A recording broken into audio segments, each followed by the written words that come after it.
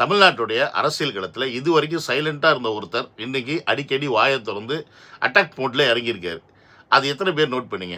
அவர் யாருன்னு கேட்டிங்கன்னா வேறு யாரும் கிடையாது, நம்ம சின்னவர் தான், உதயநிதி ஸ்டாலின் அவர்கள். அவர் வந்து பார்த்தீங்கன்னா இப்போ ரீசெண்ட் டேஸில் வந்து தளபதி வந்து டைரெக்டாக அட்டாக் மோட்லேயே வந்து பல விஷயங்கள் வந்து பேசக்கூடிய லெவலுக்கு இறங்கிட்டார். இது எதற்கான மாற்றம், ஏன் இந்த செயல் அப்படின்றத யாராவது அனலைஸ் பண்ணியிருக்கீங்களா? ஸோ அதை பற்றி அந்த வீடியோ டிஸ்கஸ் பண்ண போகிறோம். ஏன் இதை செய்கிறாங்க, இதன் பின்னணியில் என்ன இருக்குது, இந்த விஷயத்தை இவ்வளோ நாள் இது வரைக்கும் சைலண்டாக இருந்த உதயநிதி அவர்கள் இப்போ ஏன் ஆரம்பிக்கிறார் அப்படின்ற இந்த டோட்டல் விஷயத்தை தான் இந்த வீடியோவில் பார்க்க போகிறோம். என்னோட சேனல் யாராவது ஃபஸ்ட்டு வரீங்கன்னா சப்ஸ்கிரைப் பண்ணிவிட்டு பெல் பட்டன் ப்ரெஸ் பண்ணுங்கள், ஷேர் பண்ணுங்கள், மறக்காமல் கமெண்ட்ஸ் வந்து போட்டுருங்க. அப்புறம் வாட்ஸ்அப் குரூப்பில் வந்து ஜாயின் பண்ண நினச்சிங்கன்னா லிங்க் டிஸ்கிரிப்ஷனில் இருக்குது, அதை கிளிக் பண்ணி ஜாயின் பண்ணிங்க.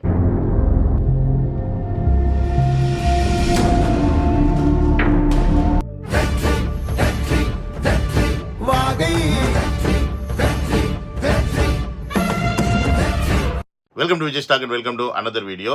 நம்ம வீடியோ பார்க்கணும் அப்படின்னா இப்போ ரீசெண்டாக நம்ம சின்னவர், அதாவது உதயநிதி ஸ்டாலின் இருக்கார்ல, அவர் வந்து ஒரு மீட்டிங்கில் பேசியிருக்காரு. அந்த மீட்டிங்கில் என்ன பேசியிருக்காருன்னு பார்ப்போம். அதுக்கு தான் நம்ம வந்து கவுண்டர் கொடுக்க போகிறோம். அதிமுக தான் இப்படி இருக்குன்னா இன்னும் சில கும்பல்கள் புதுசாக கிளம்பி இருக்கு.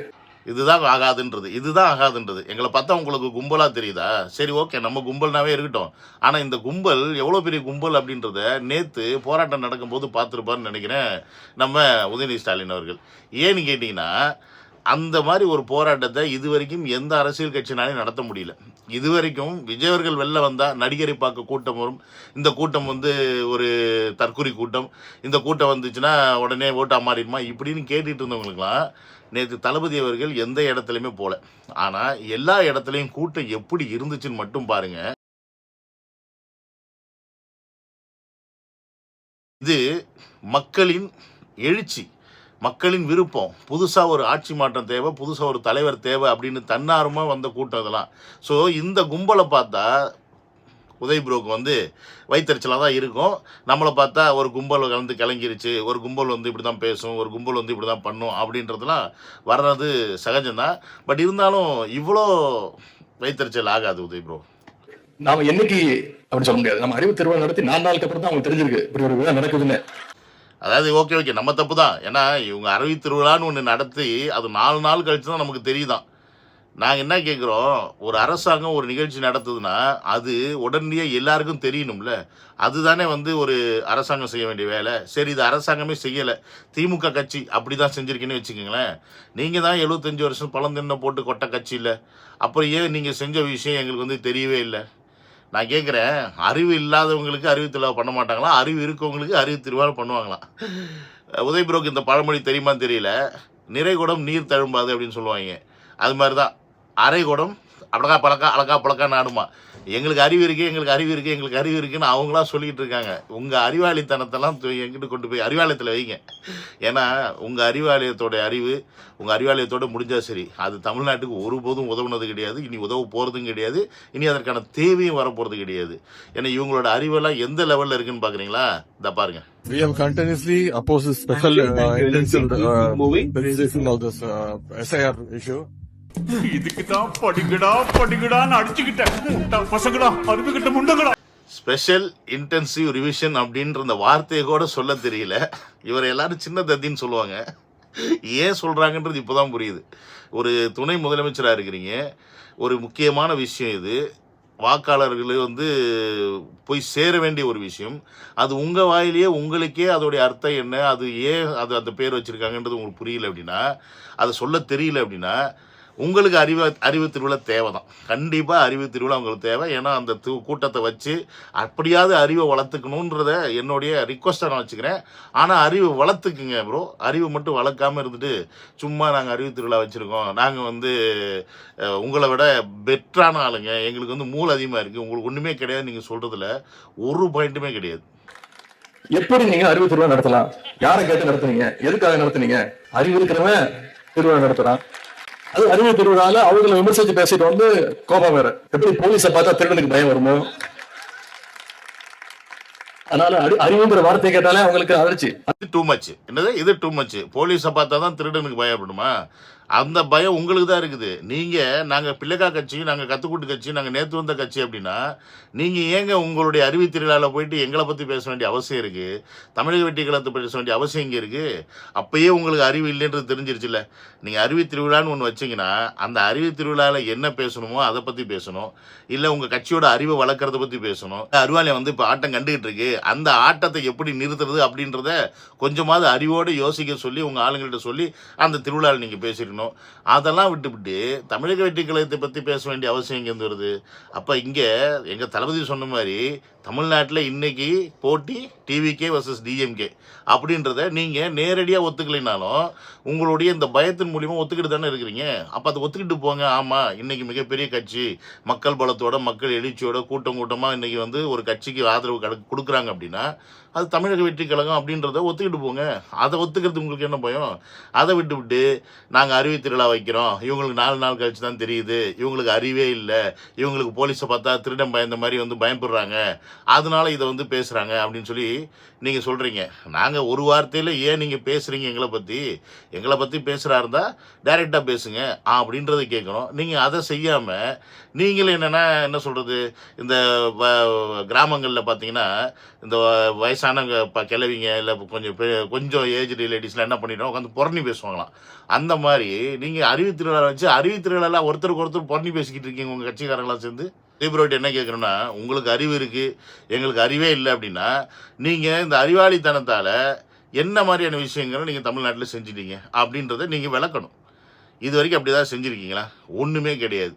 ஏன் இந்த எஸ்ஐஆரை பற்றின ஒரு ப்ராப்பரான விளக்கங்களை நீங்கள் மக்களுக்கு கொண்டு போய் சேர்த்தீங்களா? இது ப்ராசஸ் ஸ்டார்ட் பண்ணுறதுக்கு முன்னாடி நவம்பர் 4 இது ஆரம்பிக்க போகிறாங்கன்னு தெரிஞ்சு, அப்போ இது என்ன, இதோட ப்ராசஸ் என்ன அப்படின்றத நீங்கள் எலெக்ஷன் கமிஷன்கிட்ட பேசி, ஒரு அரசாங்கமாக இருந்தாலும் சரி, இல்லை நீங்கள் வந்து பழம்பெரும் கட்சி திமுக அப்படின்னு சொல்லிட்டு உட்காந்துட்டு இருக்க நீங்கள் இதை பேசி, இதுதான் வாக்காளர் பட்டியல், இது இப்படி தான் ப்ராசஸ், இது இந்த மாதிரி தான் செய்யணும் அப்படின்னு இதோடைய நடைமுறை செயல்முறையை ஏன் மக்கள்கிட்ட கொண்டு போய் சேர்க்கலை? வீடாக போயிட்டு ஓடிபி வாங்க தெரிஞ்சில்ல, உங்களுடன் நான், உங்களுடன் ஸ்டாலின், இந்த மாதிரி திட்டம் அந்த மாதிரி திட்டம்னு புதுசாக திட்டம் போட்டு அதுக்கெல்லாம் போய் நீங்கள் வீடாக எல்லார்ட்டையும் என்னென்ன பண்ணீங்கன்னு தெரியும். கடைசியில் அந்த மெனுவெல்லாம் வாங்கிட்டு குப்பையில் போட்டீங்க, களத்தில் போட்டீங்க, அதுவும் தெரியும். அப்போ உங்களுடைய அறிவு அவ்வளோதான். நீங்கள் மக்களுக்கான அறிவை இங்கே கொடுக்குறதுக்குலாம் வரல. ஏன்னா உங்களுக்கே அது கிடையாது. திமுக அப்படின்ற ஒரு கட்சிக்கு அறிவுன்னு ஒன்று இருக்கான்னு கேட்டால் சுத்தமாக கிடையாது. ஃபுல்லாக இருக்கிறது ஃபுல்லாக கொத்தடிமை கூட்டம். அதனால தான் உங்களை மாதிரி ஆட்களை இன்னும் ஆட்சியில் உட்கார வச்சுக்கிட்டு அவங்க உங்கள் பின்னாடி அலைஞ்சிக்கிட்டு இருக்காங்க. சரி மக்களே, நம்ம இப்போ ஸ்டார்டிங்கில் நான் சொன்ன மேட்ருக்கு வருவோம். நான் என்ன கேட்டேன், ஏன் இப்போ இவர் வந்து அடிக்கடி பேசுகிறாரு, ஏன் இப்போ வந்து இவர் வந்து விஜய் அட்டாக் பண்ண ஆரம்பிக்கிறாரு அப்படின்ற விஷயத்த நம்ம முதல்ல கூர்ந்து கவனிக்கணும். அதாவது இது வரைக்கும் பார்த்தீங்கன்னா ஸ்டாலின் அவர்கள், விஜய் அவர்கள் இப்படின்ற மாதிரி தான் போட்டி போய்கிட்டு இருந்துச்சு. இவர் ரொம்ப சைலண்ட்டாக இருந்தார், எதுலேயும் பெருசாக வரல, மூக்கு நுழைக்கல, பெருசாக பேசலை. அப்படியே வந்து இவர்கிட்ட ஏதாவது கேட்டால் கூட இல்லை நாங்கள் வந்து விளையாட்டு செய்திகள் பார்ப்பதில்லை, நாங்கள் வந்து அந்த பார்ப்பதில்லை இதை பார்ப்பதில்லைன்னு சொல்லிட்டு போயிடுவார். அப்பப்போ துபாய் போயிடுவார். அவர் வாட்டுக்கு ஜாலியாக இருந்தார். ஆனால் இப்போ அரசியல் களம் மாறிடுச்சு. ஏன்னா அது நல்லா தெரியுது, நம்ம அப்பாவுக்கு வயசாயிருச்சு, இதுக்கு மேலே அவர் அரசியலில் இறங்கி சண்டை செய்கிறது அப்படின்றது ரொம்ப சாத்தியமற்றது. ஏன்னா அந்த அளவுக்கு அவர் ஸ்ட்ரெஸ்ஸு கொடுத்தாருன்னா அவருடைய உடல்நிலைக்கு பிரச்சனை வர்றதுக்கான வாய்ப்புகள்லாம் இருக்குது. ப்ளஸ் இவரை அடுத்த முதலமைச்சர் கேண்டிடேட்டாக அந்த கட்சியில் இருக்கவங்க அக்செப்ட் பண்ணிக்கிறதுக்கே முதல்ல இவர் பிரதானமாக இருக்கணும். இவர் அப்பா இருக்கிற வரைக்கும் தான் இவருக்கு அந்த இடத்துல செல்வாக்கும் மற்ற எல்லாமே. அப்பா போயிட்டார் அப்படின்னா உதவிக்கு வந்து அந்த இடத்துல செல்வாக்கு இருக்குமான்னு கேட்டிங்கன்னா கஷ்டம்தான். ஏன்னா கட்சிக்குள்ளே இருக்கிறவனே பிச்சு கொத்தி அப்படியே பிச்சு போட்டு போயிடுவாங்க. இல்லைனா பாதி பேர் எங்களை ஏடிஎம்க்கு தூக்கிடுவாங்க, இல்லைனா பிஜேபி தூக்கிடுவாங்க. இப்படி அவங்களுடைய கட்சியை சின்ன பின்னமாக ஆக்கிடுவாங்கன்றது நல்லாவே திமுகவுக்கு தெரிஞ்சு போச்சு. அப்போ இந்த இடத்துல இவர் இறங்கி ஆகணும். இப்போ இறங்கும்போது இவரை இப்போ என்ன ஸ்டாண்ட் பண்ணுறாங்க அப்படின்னா, விஜய் அண்ட் உதயநிதி இப்படின்ற இந்த ஸ்டாண்டை வந்து இப்போ கிரியேட் பண்ணுறாங்க. அதாவது ஸ்டாலின் அவர்கள் வந்து பார்த்திங்கன்னா, நான் வந்து பெரிய ஆள், நான் சின்ன பையன், விஜய் கூட நான் சண்டை போட மாட்டேன், நான் சண்டை போடக்கூடிய ஆள் வந்து இபிஎஸ், எனக்கு வந்து எதிர்கட்சினா ஏடிஎம்கே தான், அவங்க கூட தான் நான் சண்டை போடுவேன், பட் இங்கே விஜய் கூடலாம் நான் சண்டைலாம் போட மாட்டேன் அப்படின்ற மாதிரி ஒரு பாயிண்ட்டை வந்து கிரியேட் பண்ணுறாங்க. ஸோ அப்போ இந்த இடத்துல விஜய்க்கு வந்து ஈக்குவல் வந்து உதயநிதி தான், அவங்க வேணால் சண்டை போட்டுக்கிட்டோம் அப்படின்ற ஒரு பிம்பத்தை இந்த இடத்துல கிரியேட் பண்ணுறதுக்கு இப்போ இவர் வந்து உள்ளே இறங்கியிருக்காரு அப்படின்றது தான் நிதர்சனமான உண்மை. ஏன்னா இப்போ ரீசெண்டாக டேஸில் வரக்கூடிய பத்திரிகையாளர் செய்தியெல்லாம் பார்த்தீங்கன்னா தெரியும். ஏன் இந்த மணி போன்றவர்கள்லாம் பார்த்தீங்கன்னா ஒரு பேட்டியில் கூட சொல்லியிருந்தாரு, இல்லை போட்டி வந்து டிஎம்கே vs ஏடிஎம்கே தான். விஜய் வந்து இப்போ தனியாக நின்னார் அப்படின்னா அவர் வந்து சான்ஸே கிடையாது, அவர் வந்து தூக்கி போட்டுருங்க, அவர் தான் வேலைக்கு ஆக மாட்டார். அதனால் போட்டி வந்து ஏடிஎம்கே vs டிஎம்கே தான். இப்போ அவருடைய ஆசைக்கு சொல்லிக்கலாம், டிவிகே vs டிஎம்கேன்னு சொல்லிக்கலாம். பட் நிதர்சனமான உண்மை டிஎம்கே vs ஏடிஎம்கே அப்படின்ற ஒரு விஷயத்தை இன்றைக்கி இந்த ஜேர்னலிஸ்ட் போன்றவர்கள் பதிவு பண்ணுறாங்க. அப்போ அந்த ஜேர்னலிஸ்ட் மாதிரி ஆட்களுக்கு நம்ம கேட்க வேண்டிய கேள்வி என்ன அப்படின்னா, ஒரு தலைவர் களத்துக்கு வந்து நிற்காமையே ஒவ்வொரு இடத்துலையும் ஒவ்வொரு மாவட்டத்திலையும் அவ்வளோ கூட்டம் தன்னெழுச்சியாக வந்து ஒரு போராட்டத்துக்கு வந்து நிற்கிறாங்க அப்படின்னா, இதை விட மக்கள் எழுச்சி என்ன வேணும்? இதை விட மக்கள் சக்தி என்ன வேணும்? அப்போ இவங்க எல்லாமே போட்டின்னு சொல்லிட்டு இருக்காங்க. அப்போ எதை பேஸ் பண்ணி வாக்காளர்களை ஓட்டு போட விடாமல் பண்ணுறதுல 2 பேரும் போட்டி போட்டுக்கிட்டு ஒன்றா வேலை பார்க்குறாங்க. அதை நம்ம ஒத்துக்கணும். ஏன்னா நான் சொன்ன மாதிரி இந்த பக்கம் டிஎம்கே அவங்களுடைய வேலை திட்டம் என்ன, நம்மளுடைய ஓட்டெல்லாம் பறிக்கணும், கள்ள ஓட்டெல்லாம் போடணும், இது இவங்க சைடு. இந்த பக்கம் ஏடிஎம்கே ஆல்ரெடி பிஜேபி கூட இருக்கிறனால அவங்க எஸ்ஆர் அக்செப்ட் பண்ணிக்கிறாங்க. அவங்களுக்கும் வந்து எப்படியாவது ஜெயிச்சே ஆகணுன்றனால 2 பேரும் சேர்ந்து இப்போ யார் அட்டாக் பண்ணுறாங்க அப்படின்னா தமிழக வெற்றி கழகத்தை தான். ஸோ அப்போ இந்த தமிழக வெற்றி கழகத்தை அட்டாக் பண்ணும்போது இந்த இடத்துல அவங்க ஒரு நெரேட்டிவ் செட் பண்ண பார்க்குறாங்க. விஜய் அவர்களுக்கு போட்டி இங்கே உதயநிதி தான், மற்றவங்களாம் வந்து யாருமே மற்றவங்களாம் வந்து இவங்களோட பெரிய ஆள், விஜய்க்கு ஈக்குவலான ஆள் இவர் தான் அப்படின்ற அந்த ஒரு பிம்பத்தை கிரியேட் பண்ணுறாங்க. 1.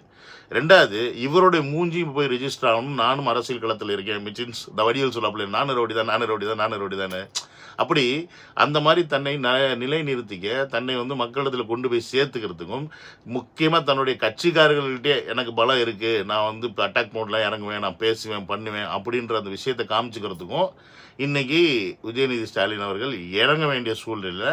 அவர் இறங்கி இப்படி பேசிக்கிட்டு இருக்காரு. பட் பேசுங்க, ஆனால் தைரியமாக பேசுங்க. தமிழக வெற்றி கழகம்னு பேர் சொல்லியே பேசுங்க, விஜய் அவர்கள்னே பேர் சொல்லி பேசுங்க. ஏன்னா நீங்கள் கேட்டதுக்கு முன்னாடி வந்து உங்கள் கட்சி பேரை சொல்லாமல், உங்கள் அப்பா பேர் சொல்லாமல் ஆளும் அரசுன்னு சொல்லும் போதெல்லாம் உங்களுக்கு கேள்விகள் இருந்துச்சு. என்ன பேரை சொல்ல பயமா, முக ஸ்டாலின் பேரை சொல்ல பயமா, கட்சி பேரை சொல்ல பயமான்னு விஜய் அவர்கள்ட்ட கேட்டீங்க. அவரும் பொறுத்து பார்த்துட்டு இந்த பேர் தானே கேட்டேன் அப்படின்னு சொல்லிட்டு அதுக்கு வச்சு 2 காட்டினாரு. அப்புறமா வந்து கட்சி பேர் தானே கேட்டேன், அதுக்கு 2 காட்டினாரு. அதுக்கப்புறமா அங்கிள் ஸ்டாலின் சொல்லி உங்களை மொத்தமாக ஆஃப் பண்ணார். இப்படி அவர் டைரெக்டாக அட்டாக் பண்ண ஆரம்பிச்சிட்டார்ல. நீங்கள் ஏன் அட்டாக் பண்ணுற மோடில் வந்து டைரெக்டாக வர மாட்டேங்கிறீங்க? நீங்கள் பயமா? இப்போ தமிழக வெற்றி கழகன்ற பேரை சொல்ல பயமா உங்களுக்கு? சின்ன கட்சியை பற்றி பேசக்கூடாது, சின்ன கட்சியை வந்து நாங்கள் பேசுகிறதே அசிங்கமாக நினைக்கிறோம், அந்த கட்சி பேரை சொல்கிறதே அசிங்கமாக நினைக்கிறோம், அவங்க வந்து எங்களுக்கு எதிரியாக நாங்கள் நினைக்கிறதே அசிங்கமாக நினைக்கிறோம் அப்படின்னீங்கன்னா நீங்கள் அதை பற்றி பேசவே கூடாதுல்ல. அப்போ இந்த இடத்துல தான் நான் கேள்வி கேட்குறேன், அறிவு திருவிழாவில் வச்சு என்னையா பண்ணீங்க? அறிவே இல்லாமல் அப்போ என்னமோ பேசிக்கிட்டு இருந்திருக்கீங்க அதானே? அப்போ எங்கள் தளபதி அவர்கள் கரெக்டாக தானே கேட்டிருக்காரு. அறிவு திருவிழாவில் வச்சு நீங்கள் அழிச்சாட்டியம் பண்ணியிருக்கீங்க. அப்போ இங்கே நல்லா புரியுது, அறிவாலயத்தில் இருக்கிறவங்களுக்கு யாருக்குமே அறிவு இல்லை அப்படின்றனால தான் இந்த அறிவு திருவிழா வச்சு அசிங்கப்பட்டு போகிறீங்க. ஸோ இதை தளபதி அவர்கள் சொன்னால் திருப்பி நீங்கள் வந்து ரிவெஞ்ச் மோடில் இறங்கி அவருக்கு பதில் கொடுக்குற மாதிரி இப்படி நக்கல் நையாண்டித்தனமாக பேசுனீங்கன்னா எப்படி ஒத்துக்க முடியும்? நாங்கள் என்ன சொல்கிறோம், நீங்கள் டைரெக்டாக அட்டாக் பண்ண ஆரம்பிச்சுன்னா டைரெக்டாக அட்டாக் பண்ணுங்கள். இல்லை நாங்கள் பெரிய கட்சி கிடையாது, நாங்கள் வந்து ஒன்றுமே புதுசு, நாங்கள் நேற்று தான் ஆரம்பித்தோம், ஒன்றும் அப்படிலாம் கிடையாது அப்படின்னு நினச்சிங்கன்னா எங்களை பற்றி நீங்கள் பேசவே கூடாது. 2த்துல ஏதாவது ஒரு மோடு வரணும். 2மே இல்லாமல் இல்லை நான் தொட்டும் தொடாமல் பட்டும் படாமல் பேசுவேன் அப்படின்னா எப்படி? அப்போ இந்த இடத்துல யார் திருடன் என்னது, திருடனுக்கு தேல் கொட்டினா பொத்திட்டு உட்காந்துருக்கணும் மாதிரி நீங்கள் தான் பொத்திட்டு உட்காந்துருக்கீங்க. தமிழக வெற்றி கழகம் கிடையாது. ஸோ இந்த இடத்துல மக்களை நீங்கள் புரிஞ்சிக்க வேண்டியது, இங்கே இனி இவர் தான் பேசுவார், இனி உதயநிதி வந்து இறங்குவார், இன்னும் நிறையா பேசுவார். வரப்போகிற காலங்களில் டேரெக்டாக அட்டாக் பண்ணுறாரா இல்லைன்றது நம்ம இன்றைக்கி வரப்போகிற காலங்களில் பார்ப்போம். பட் இப்போ இதற்கான சந்தர்ப்பத்தை ஆல்ரெடி திமுக கிரியேட் பண்ணிக்கிட்டு இருக்கு. ஸோ நம்ம இதை புரிஞ்சுக்கணும். பட் இங்கே வந்து உதயநிதி அப்படிலாம் நமக்கு கணக்கு கிடையாது. இங்கே ஒரே ஒரு பாயிண்ட் தான் தளபதி சொன்ன மாதிரி, டிவிகே vs டிஎம்கே. இதை மட்டும் மைண்டில் வச்சுக்கோங்க, வேறு எதை பற்றி நம்ம யோசிக்க வேண்டாம். அடுத்து இந்த எஸ்ஆர் விஷயத்தில் ரொம்ப கான்சன்ட்ரேட் பண்ணுங்கள். அடுத்தடுத்த விஷயங்களை நம்ம அடுத்தடுத்த வீடியோவில் பார்ப்போம். நல்ல வீடியோவில் டேக் கேர், பை.